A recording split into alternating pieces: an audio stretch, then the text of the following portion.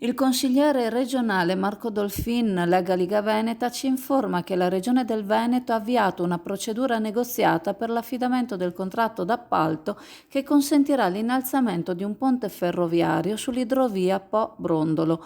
L'obiettivo di quest'opera è consentire il transito di navi più capienti, rappresentando un importante passo avanti nella mobilità commerciale, portuale e turistica lungo la dorsale.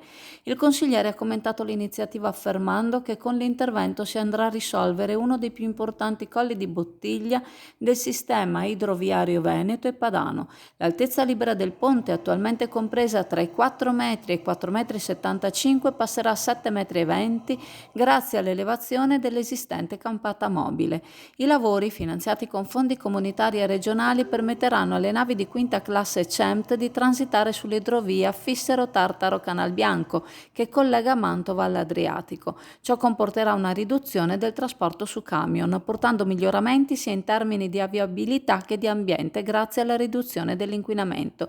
L'inizio dei lavori è previsto per l'autunno e il consigliere Dolfin ha espresso il suo ringraziamento all'assessore regionale alle infrastrutture e ai trasporti Elisa De Berti per l'impegno nella realizzazione di questa importante opera del valore di 5,7 milioni di euro. Il ponte che attraversa il canale di Rosolina è di competenza di RFI e serve la linea ferroviaria Rovigo-Chioggia tra il comune di Loreo e il comune di Rosolina, con una struttura in acciaio a 3 campate e una lunghezza complessiva di 100 metri.